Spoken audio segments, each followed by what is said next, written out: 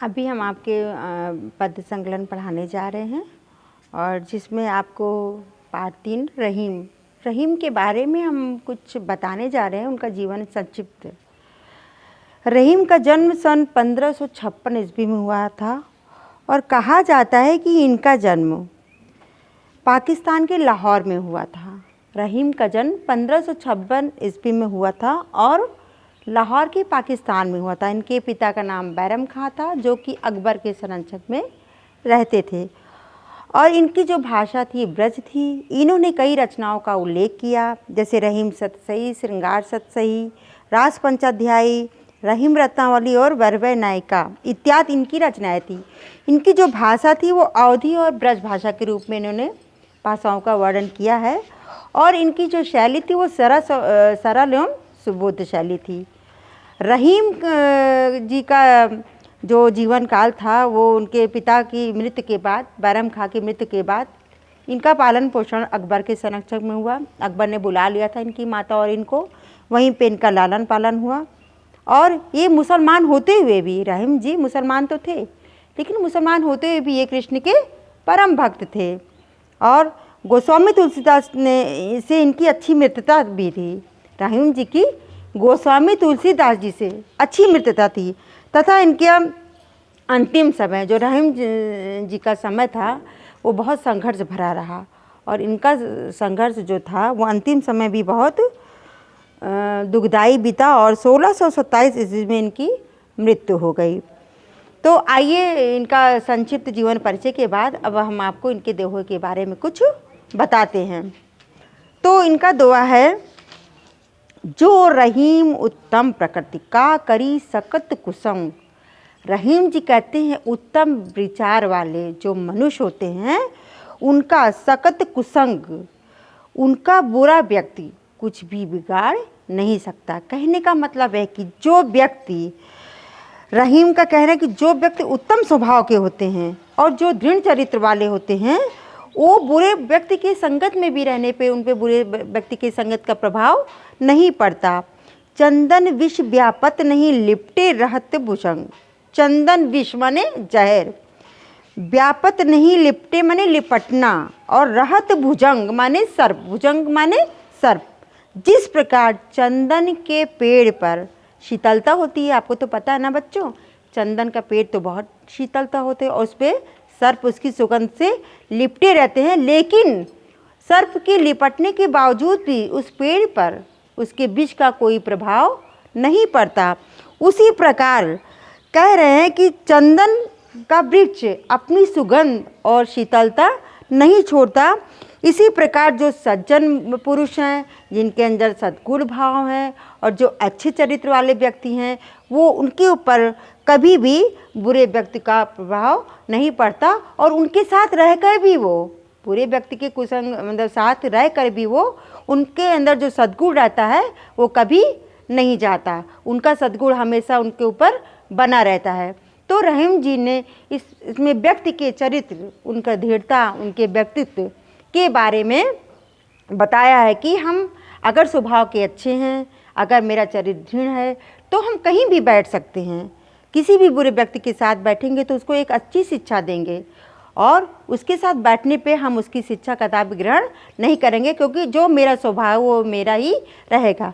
तो रहीम ने इसका बहुत सुंदर सा वर्णन किया है। अब आता है दूसरा, रहीमन प्रीत सराहिए। प्रीत माने प्रेम। रहीमन प्रीत सराहिए मिले होत रंग दून। कह रहे रहीम जी कि जिस प्रकार प्रेम की प्रशंसा करनी चाहिए, जैसे दो व्यक्ति का प्रेम हो और एक साथ वो मिलते हैं तो उनका प्रेम और दुगना हो जाता है। अगर दोनों व्यक्ति में प्रेम की संभावना है तो जब एक साथ वो होंगे तो उनका प्रेम और दुगना हो जाएगा। उनका अस्तित्व एक दूसरे से अलग है लेकिन जब वो मिलते हैं तो वो एक हो जाता है। ज्यों जर्दी हरदी तजय, जैसे हरदी माने हल्दी, ज्यों जर्दी हरदी तजय तजय सफ़ेदी चून।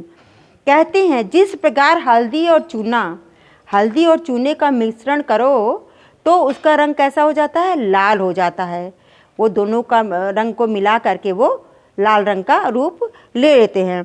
तो रहीम जी कहते हैं कि हल्दी तो पीली होती है और चूना सफ़ेद होता है, लेकिन दोनों को मिलाने के बाद उसका रंग लाल हो जाता है। उसी प्रकार भी चूना अपना पीलापन नहीं छोड़ती और वो एक रूप, वो सफ़ेद तो रहते हैं, जब दोनों मिलते हैं तो एक रूप में हो जाते हैं। इसी प्रकार सच्चे प्रेम में भी ऐसा होना चाहिए। अगर व्यक्ति के अंदर भावना से, हृदय से प्रेम है उनके प्रति, तो दोनों मिलकर के वो प्रेम को दर्शा सकते हैं और सच्चे मन से प्रेम कर सकते हैं। अब तीसरा इनका क्या होता है, टूटे सूजन मनाइए। सूजन माने सज्जन व्यक्ति, टूटे माने जब वो नाराज़ हो जाते हैं आपसे, कोई गलती होने पे वो रूठ जाते हैं, तो टूटे सूजन मनाइए जो टूटे 100 बार।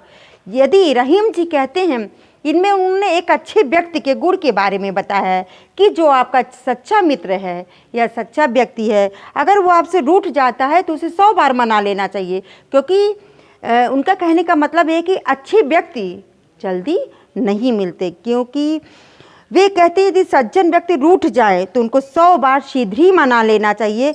यदि 100 बार भी नाराज़ हो जाएं तो भी उनको मनाना चाहिए, क्योंकि उनका जीवन उनके लिए बहुत मायने रखता है। उनके जीवन में उनका जो महत्व है बहुत मायने रखता है। यदि वो हमसे किसी बात पे नाराज़ हो जाते हैं तो उनको हमको तुरंत मना लेना चाहिए। रहीमन फिर पोए टूटे मुक्ताहार। जिस प्रकार रहीम जी कहते हैं, जिस प्रकार मोती की माला हमको सबको बहुत प्रिय होती है और देखने में सुंदर भी लगती है, तो जब मोती की माला टूट जाती है तो उसको हम क्या करते हैं, उसको फिर से पिरो करके हम धारण करते हैं।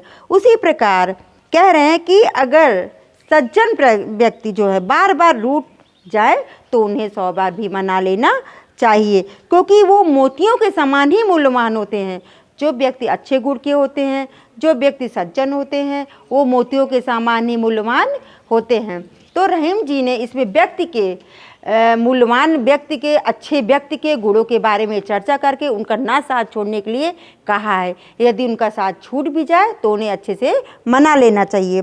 इसमें इनकी भाषा है ब्रज और शैली है मुक्तक, रस है शांत और छंद है दोहा, अलंकार दृष्टांत है। तो बच्चों आइए अब आते हैं, रहीमन असुआ नैन ढरी। रहीमन असुआ नैन ढरी, जिये दुख प्रगट कोई, जाही निकारो गेह ते कसना भेद कह दे। रहीम जी कहते हैं कि जिये माने हृदय, जिस प्रकार हमारा हृदय का दुख आंसुओं के द्वारा प्रकट होता है। जब हमारे अंदर बहुत पीड़ा होती है तो हमारे जो पीड़ा है वो आंसुओं के माध्यम से, आंखों के आंसुओं के माध्यम से बाहर निकलती है। जही निकारो गेह ते कसना भेद कही दे। इस प्रकार कह रहे हैं रहीम जी कि घर का भेदी लंका ढावे। अगर आपके घर का कोई व्यक्ति आपसे नाराज होकर के बाहर निकल जाता है तो घर, गेह माने घर, घर का भेद अवश्य बाहर वो बता देता है। घर का भेद क्या करता है, वो बाहर बता देता है। तो रहीम जी कहते कि आंसू आंखों से निकलते ही मन के सारे दुख प्रकट कर देती है, और जिस व्यक्ति को घर से निकाला जाएगा वो घर के सारे भेद जा कर के बाहर बता देगा। जिस प्रकार कोई व्यक्ति घर से निकल जाने के बाद दूसरों का भेद, अपने घर का सारा भेद दूसरों को बता देता है, ठीक उसी प्रकार आँखों रूपी जो आंसू है वो मन के सारे दुख प्रकट कर देते हैं। और आंसू अपनी उपस्थिति से यह प्रकट करता है कि व्यक्ति के हृदय में कितना दुख भरा हुआ है। तो रहीम जी कहते हैं कि जिस प्रकार आंखों से गिरा हुआ आंसू हृदय का दुख प्रकट कर देता है, ठीक उसी प्रकार घर से निकाला हुआ व्यक्ति अपने घर से बाहर जा कर के अपने घर का भेद जो है वो खोल देता है। तो रहीम जी कहते हैं इनका जो भाषा है वो ब्रज है और ब्रज भाषा है, रस शांत है, रस जो है उनका शांत है, और जो उनकी अलंकार है वो दृष्टांत। यहाँ पे दृष्टांत अलंकार का प्रयोग इसलिए किया गया है बच्चों कि यहाँ पे उपमा उपमेय दोनों है, और जब दोनों को मिलते हैं तो उनका, जैसे जिस व्यक्ति, एक व्यक्ति में ये असमंजस जहाँ स्थिति पैदा होती है कि वो व्यक्ति अच्छा है लेकिन उसको बुरे व्यक्ति के साथ भी बैठना है, और उसका यही मन करता है कि अरे ऐसा नहीं है, उसके साथ बैठने से उसका प्रभाव मेरे ऊपर पड़ जाए, तो यहाँ पे संदेह की स्थिति प्रकट होती है। तो इस अलंकार में इसका यही भाव प्रकट